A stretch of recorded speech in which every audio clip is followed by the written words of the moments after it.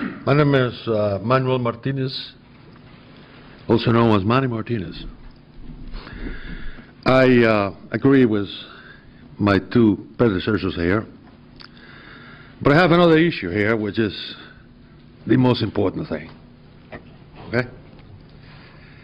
This bill is a step forward, close to gun control, period. To disarm the American people, period. What I'm interested in know, what is behind this? They come here in those dog and pony show and try that they're going to protect people. You're going to protect nobody. I want to know what is behind it. Do you know what is behind it? The problem that we have in this country with this Marxism. Marxism is not coming. Marxism is here.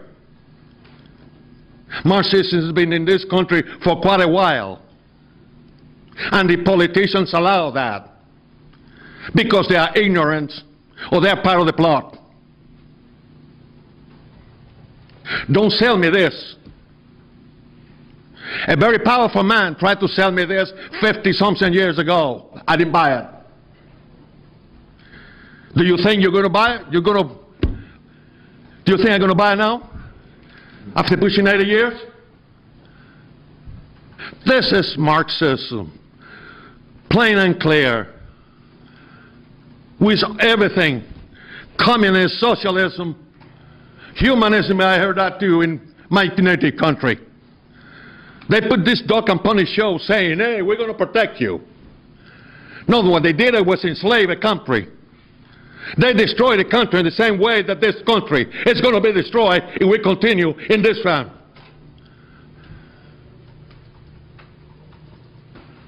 I tell you what you're trying to do, sir. This is what you're selling here. This is what you're selling here. You are not selling protection. You don't care about if we die or leave. This is what you're selling. This is what they're selling here.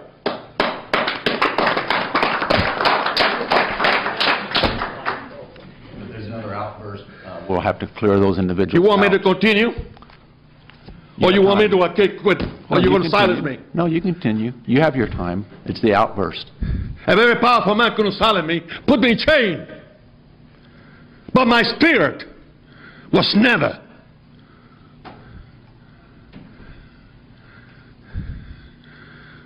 You can tell me anything you want.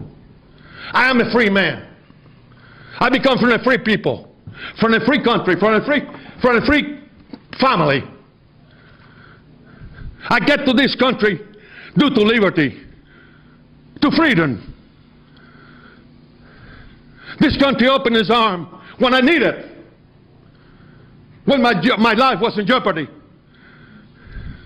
for the only reason that they refused to accept communism, that they refused to accept subjugation.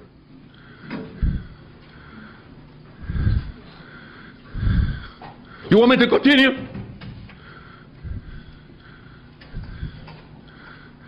Come on. Tell me I'm wrong.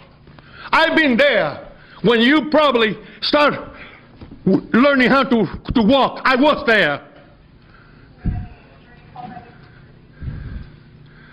I was when I saw the assassinations. The people who were killed for free. And you're telling this to the people?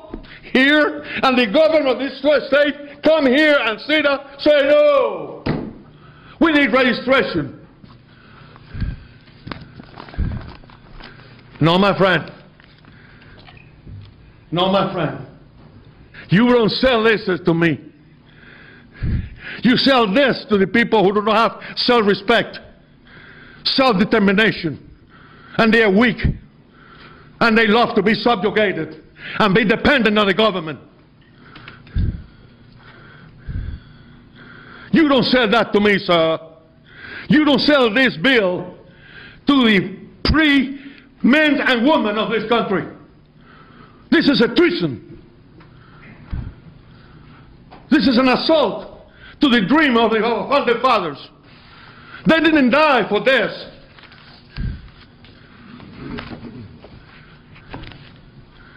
I can be here for years talking about what happened, what you people think to this.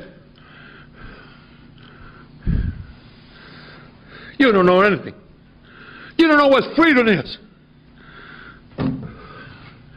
You don't know when a man is taken in the firing squad and take the blood out of their veins because they want to be free. Ask the Hungarians, the Czechoslovakians, the Polish people, the Chinese, the Russians, the Cubans. This is what you're selling. Subjugation.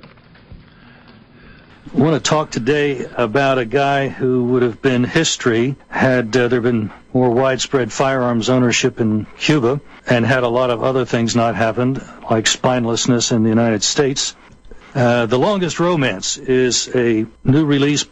The Longest Romance, of course, being the mainstream media's wet kiss of Fidel Castro. Humberto Fontova is the author. This is a little personal for him. His country was stolen, even as there are those working to steal ours in the same way. And Humberto, I want to thank you for having put out a book on Cuba and noting as we begin this incredible, never-ending wet kissing. Well, con job, we'll take that too. By Newsweek, as you point out right up front in the beginning of the book, after a half-century of torture, Newsweek hailed Cuba as one of the best countries to live in. Wow. That's just amazing.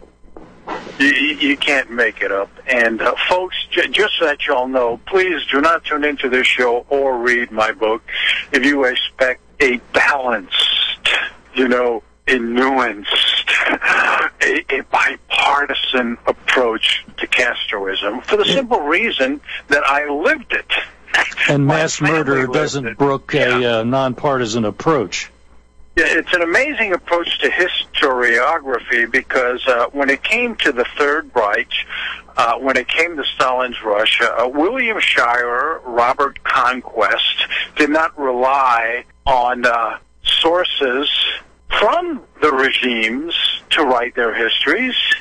They primarily resorted to sources, exile sources. People have been victims, but for some reason, when it comes to Cuba, the media and academia expect you to use sources that are aligned with the totalitarian regime. I do not do that, folks. And when Larry and when other people talk about jackbooted thugs coming into your house, folks, we saw it happen.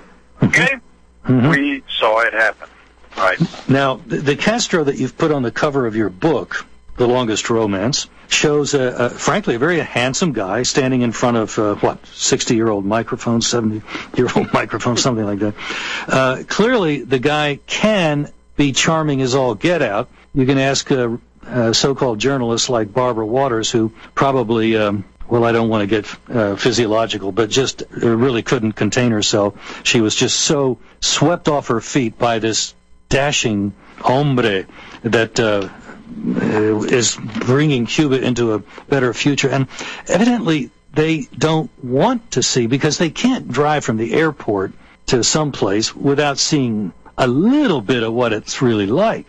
And yet, no questions, nothing to see here. Keep on moving. But remember, they're journalists. They're not supposed to just look out the window of the limousine from the airport to the presidential palace. Right. They're supposed to dig a little bit. Larry, if they dig just a little tiny bit, they would realize that they are courting and feting a dictator that jailed more political prisoners per capita than did Stalin. They are hailing a dictator that murdered more political prisoners in his first 3 years in power than Hitler murdered in his first 6. Folks, that sounds outrageous. It is fully documented in my book. And while they were smooching Che Guevara, he couldn't have held them in more contempt. You've quoted him as telling people in an honest moment, it happened once in a while, like the stop clock, reporters, especially American ones, were more valuable than any military victory. Did he have a military victory?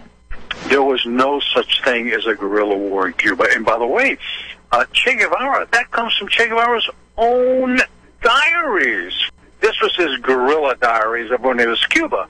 And he said, much more valuable to us, Castro and him, than any military recruits for the guerrilla band, which, you know, it's tiny and there was very little skirmishing going on. More important than that were media recruits, primarily from the U.S. media, to export our propaganda. Now, folks, that was going on in 57, 58, early 59. And let's go ahead, for the sake of this show, give him a break. Hey, nobody knew really what Castro was up to at that time, except for my dad, by the way. And a lot of other people. Yeah, Rafael Cruz knew about it, too. Rafael Cruz knew about it. Mario Diaz-Balart and Lincoln Diaz-Balart's dad knew about it. And they were in the U.S. screaming from the treetops, knocking on doors in Washington, trying vainly to convince. And remember, folks, this was a Republican administration back then. This was Ike. Ike, as a general rule, part of his genius of ruling was delegating brilliantly. Unfortunately, he delegated Latin America to some, let's call them useful idiots, for lack of a better term. Because let's be practical. The late 50s, he was focused on Berlin and on Europe, so I understand that.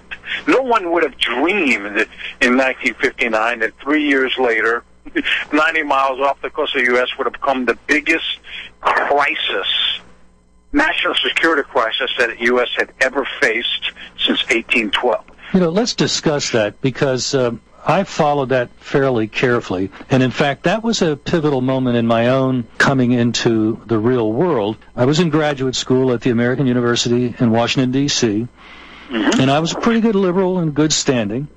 And I was fascinated by a Syrian emigre who was a kind of a passionate liberal, and another guy, a Russian emigre, who was the so-called realist school of thought, and they went after each other as if they'd both assaulted the other's mother or something like that. It was just really blood all over the floor. Then comes the Cuban Missile Crisis, and both of them are lying on their back and wanting Castro to rub their belly. And that's when my eyes started to open. What a show I had been suckered by. That's the second word, the Cuban Missile Crisis, folks, and they will tell you, the U.S. pushed him to that. Good grief. After the Bay of Pigs, after the Bay of Pigs, Castro had no choice but to throw in his lot with the Soviets, just for self-protection. Folks, Raul Castro had a KGB handler since 1954. So please. And the missiles were already in Cuba. And let's talk about those missiles and Castro's love affair with them when we get back talking with Humberto Fontova, the longest romance, the mainstream media, and Fidel Castro. Quite a love story, folks. Well, my guest and I are going to continue along with Live Fire on the Gun Owners News Hour. We were talking about the longest romance. Humberto Fontova has written quite an account. And I actually learned something in the book that I had no idea about, and that was the fact that even more scared and likely to have soiled himself than Kennedy was Khrushchev over in the Soviet Union. And that's the rest of the story, as Paul Harvey might say, that now you're going to find out, folks, how the missile crisis was finally resolved. Exactly, folks. What happened is that, look, we all talk, I'm imagining that most of our listeners think that President Obama has a friendly press, you know, that the mainstream media, anyway, the non-Fox media, as Ann Coulter calls it, kind of kowtows to President Obama. Folks, those of us of a certain age remember that it is nothing compared to how the media kowtowed to Kennedy. Yeah, there was no Fox to keep them honest. Exactly. President Obama only in his sweetest dreams can imagine the friendly media that JFK enjoyed. And so they spun this fable about how Kennedy stood up to the Russians in Cuba and made them get those missiles out of there and plenty pronto, buddy. In fact, as documented by Khrushchev's own son, Sergei, he said that they were sitting in Moscow, and the telegram came from Castro. Nikita said, wait a minute, is this guy crazy? Does he mean it? The telegram was telling Khrushchev to launch missiles against the United States, to launch them. The ones that were in Cuba, and apparently, I guess, also some from Russia. And Khrushchev said, no, this can't be true. This guy has lost his mind. Please recheck that. And it came back, yes. So Khrushchev said, let me tell you what I'll do. Let's placate this guy. Okay, Fidel, I'll tell you what. We'll launch the missiles against the U.S. Remember, folks, a preemptive nuclear strike in 1962. We'll launch them if the Yankees invade Cuba. Then we'll do it. Now, Khrushchev later already had no intention of doing that, even upon an invasion. But he was doing that to placate Castro. Well, don't you know that a little bit later, another telegram comes saying, Nikita, the Yankees are already loading the the landing barges. They're going to be hitting us in very shortly. So go ahead. Don't let them get the first shot, Nikita. Launch the missiles now. And that's when Khrushchev said, holy Toledo, we are dealing with complete maniacs. Get the missiles out of Cuba now before something terrible happens. And in fact, what I really appreciated your reporting on was that pursuant to that, the first thing that was done was to make sure that no Cuban would get anywhere near any of those missiles. He was so afraid of Castro.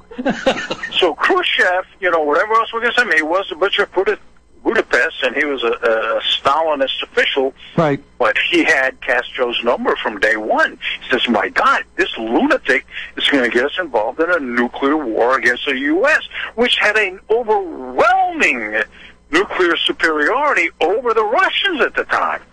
That's what got the missiles out of Cuba, folks. Khrushchev's fear that Che Guevara and Fidel Castro and Raul Castro, his big brother, would get too close to the buttons. And he would have been able to overwhelm any protection that the Ruskies might have had there in the island. So that was a real concern. No wonder the poor guy was having digestive problems.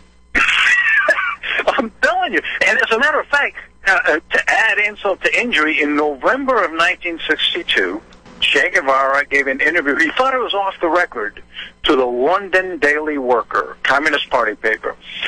And he told the paper, he says, if the missiles had remained in Cuba, we would have launched them against the heart of the United States, including New York City.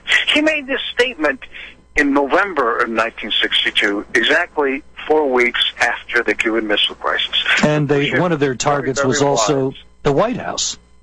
So for Kennedy's... Washington, D.C. and New York were all within range of those missiles, folks. Oh, my goodness. Yeah, that's so now you know, because you're listening to the Gun Owners News Hour at Live Fire, what the rest of the story is. It wasn't Jack Kennedy had a backbone, au contraire. He was ready to crawl under the rug. It's because Khrushchev didn't want to get incinerated. That's exactly right. Oh, my goodness. I was just blown away when I read that account, and it's public source. Sergei had written. Sergei, Khrushchev's own son. Yeah, his own son said that. It's public record. So I don't think we can accuse you of making it up. Another part of the story is the determination on the part of, and you've referred to it, the CIA, the State Department, to assume that Fidel is such a freedom fighter. He had written to a comrade, for now we use a lot of sleight of hand and smiles, plenty of time later to crush all the cockroaches. Wow. And that's the funny part, Larry. That quote came from 1954, when he was very briefly imprisoned in Cuba. He wrote that to Melba Hernandez. Hey, by the way, she passed away this week at 93 years old. People can Google that up. A revolutionary colleague.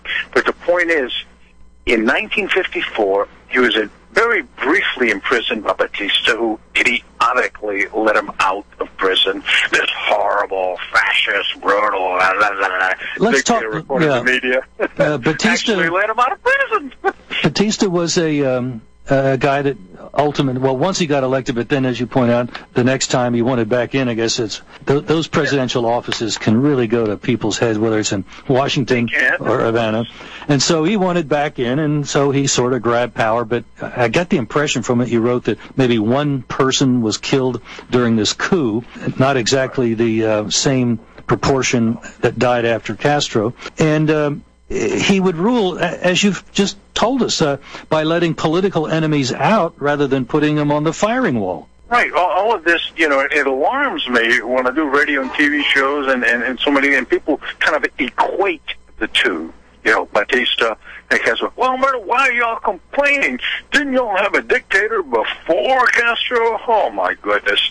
Folks, this isn't even comparing apples to oranges. It's comparing grapes to pumpkins. It's just completely idiotic. No, but Batista was a corrupt guy, and most Cubans didn't like him at all. No. He did lead a coup, and they didn't like him, but he was not a totalitarian dictator, folks. Cubans lived perfectly normal. As a matter of fact, during his reign, Cuba had a huge influx of immigrants, including from Europe and the United States. In 1958, folks, and this is going to blow you away, because imagine people with Hispanic surnames coming to the U.S., having anchor babies and so forth, and voluntarily returning to their country. Well, that was Cubans in the 1950s. More Americans lived in Cuba in 1958 than Cubans lived in the U.S. And this was at a time when Cubans could get a U.S. visa for that asking. The longest romance is a real peeling away of the media's cover-up of its own complicity with the hemisphere's mass murderer, the Castro brothers. One note that I made involves the Observer of London, I believe. Yes, it is. A day after a mass execution, the hapless Observer of London wrote, "Every sign is Castro will reject personal rule and violence." Every sign. Really? How blind? And like I say, let's cut them some slack, because that was 59. But folks, they are still singing the same tune after half a century of mass murder, mass imprisonment, and the repression of every conceivable right known to man. One of the best countries in which to live, Newsweek, not long ago. Newsweek magazine, just when you thought you'd heard it all, just when I thought I've heard it all, because I read, I think, everything that comes out on Cuba. Newsweek magazine, right before, I think it was a week before it was bought by the Daily Beast, I think it's still part of the Daily Beast, came out with the best countries in the world to live, and Cuba was one of them, folks. Folks, you don't have to be, obsessed with this subject as I do to just...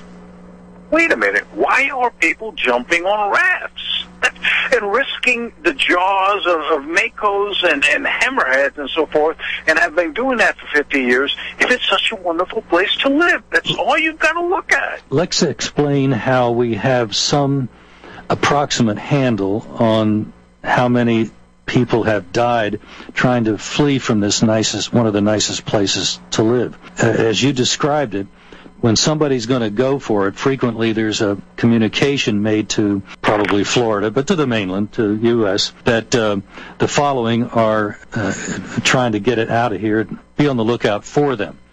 And so when you find an empty boat and you never find the 4 guys that were mentioned or whatever, you kind of have a way of adding up how many were shark food.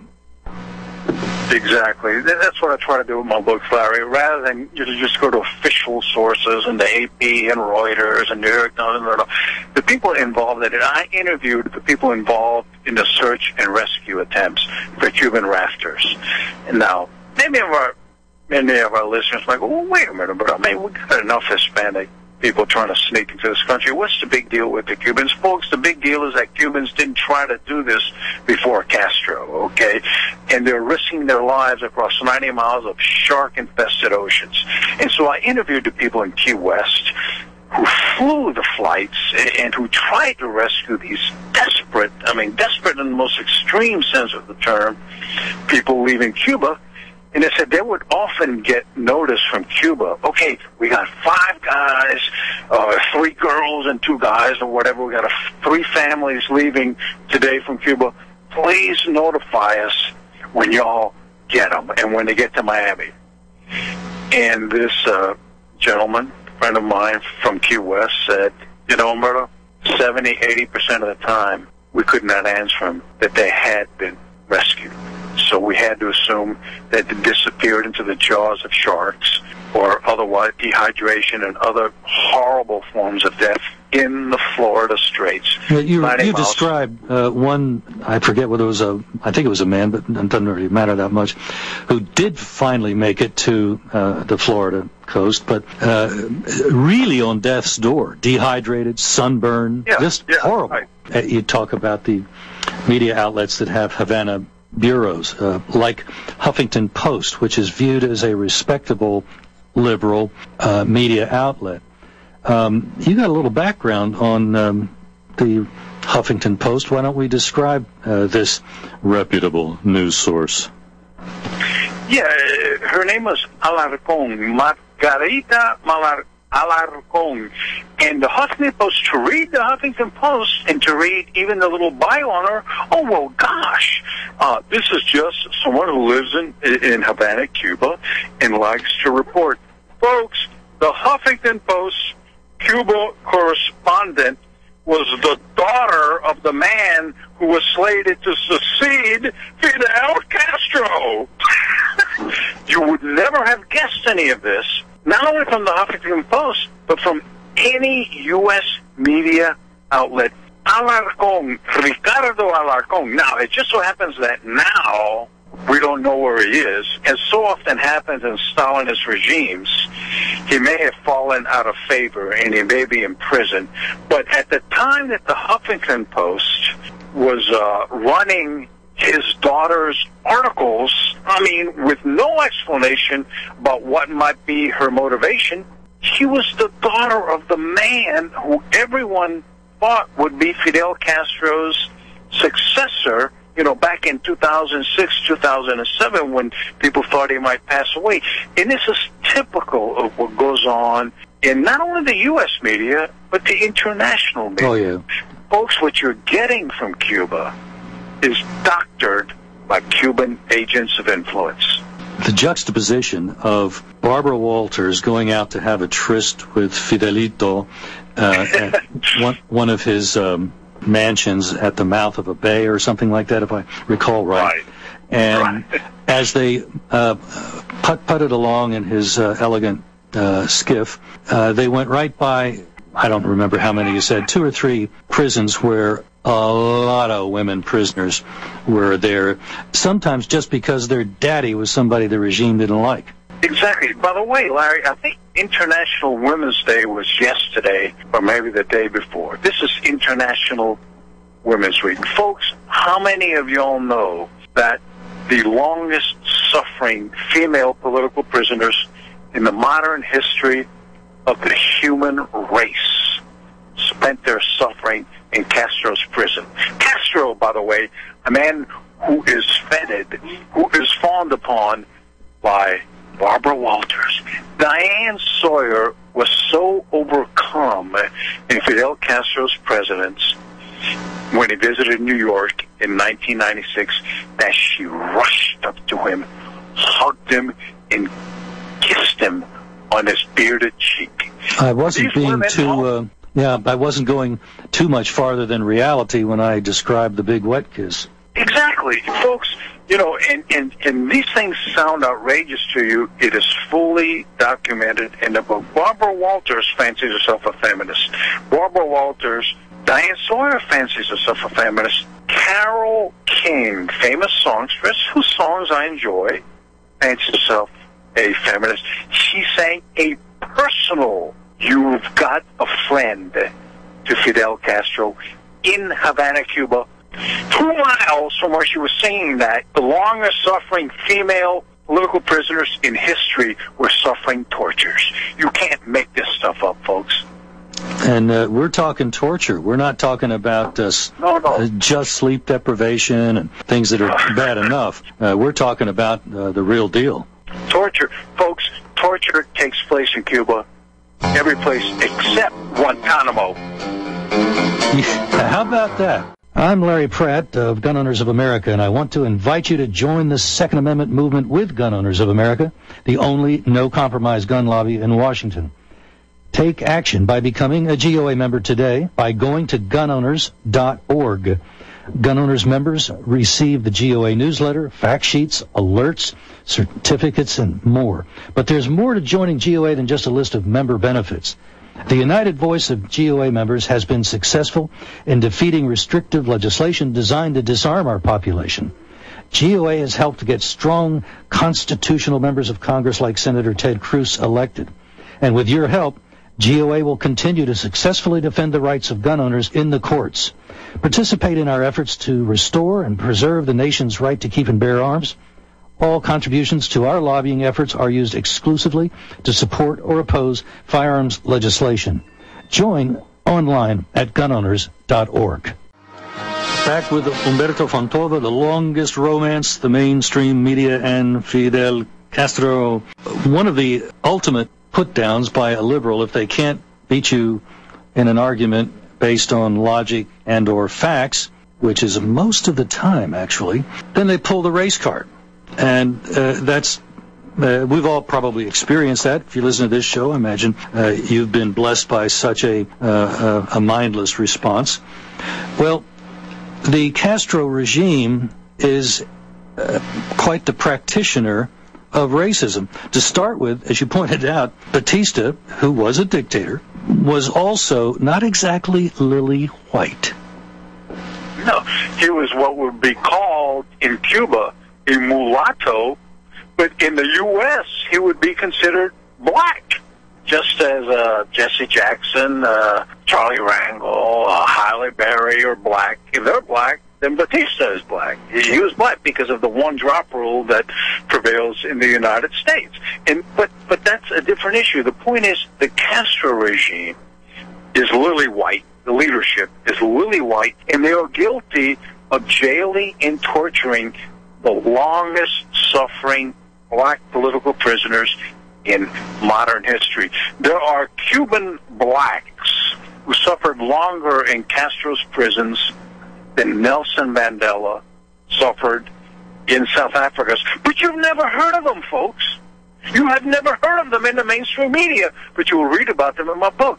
Eusebio Peñalver is one of them, and there are several others who are living in the U.S. today without any mention, without any interviews from the U.S. media.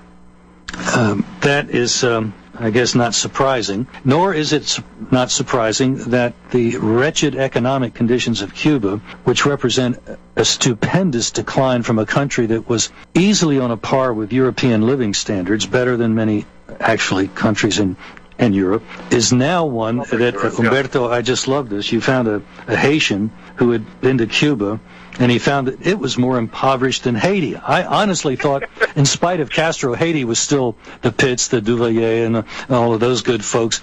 But apparently Castro has managed to surpass even the voodoo dictatorship of Haiti. Well, think about it. Haiti is only the Windward Passage is what, I think, 30 miles, 40 miles. Haiti is right there next to Cuba. But where do Haitians go to when they jump on boats or whatever to escape their poverty? They come to the United States, hundreds of miles away. You would really think that if the media spin on Castroism that he's a wonderful guy and he's made conditions wonderful for the poor and the black wouldn't you think that Haitians would be flooding into Cuba from a mere 60 miles away? But they don't. They come to the U.S. And plus, the few Haitians that have gone to Cuba, and I quote some of them in my book, they're horrified because, okay, Haiti's poor, okay, but it's free. You know, you can now it is, smile, yes. You can laugh. You can laugh and smile and have parties without someone looking over your shoulder, controlling every facet of your life. And that's what horrified Haitians about Cubans. You people aren't free. You're as poor as we are, but you are not free. And that's the issue. The desperation of those still in Cuba, I don't know, maybe one of the more compelling, stunning reports that you have in the book are the several people that are known to have attempted escaping by crawling into the wheel well, the external wheel well of jet aircraft, and then explain what happens when the airplanes are coming into land. Well, it happens all over Europe and Canada. It doesn't happen in the U.S. because we don't have flights here. Folks, can you imagine the desperation of people who crawl into the wheel compartments of jets? I mean, what are the chances of survival? It may be that given the media censorship in Cuba, these people don't realize that if you jump into the wheel compartment of a jet that's going to be flying 50,000 feet over you're going to die.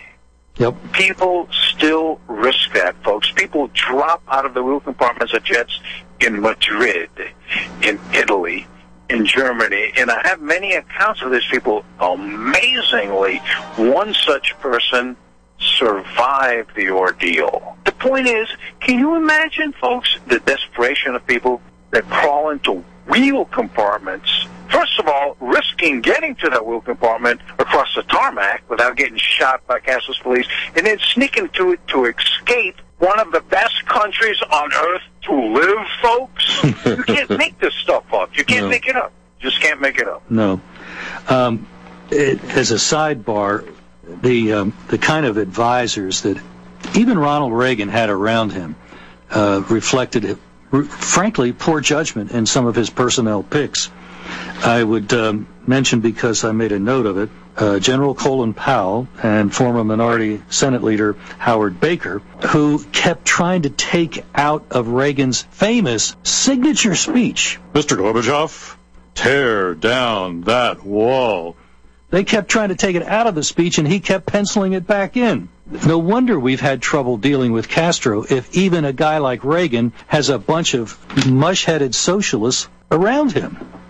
It happens, like I say, and let's not remember, and I don't hide this fact, Cuba fell to Castro under a Republican administration, Ike.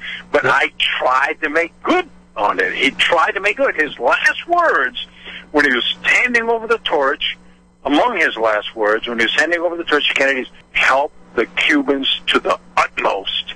Help them get rid of that demon, Fidel Castro. Help them. So he recognized that he had done wrong at a time. But this happens all the time. Now, you know, people say, gosh, we don't really talk to Cuba. You know, it's really ridiculous that we haven't isolated them, folks. One of the presidents that came closest to dealing with Castro was none other than Ronald Reagan. And it makes sense, because it really is, if you don't know that much about the Castros, like Cubans do, you sit back and say, well, that doesn't make sense that a place 90 miles from your shores should be aligned with the Soviet Union.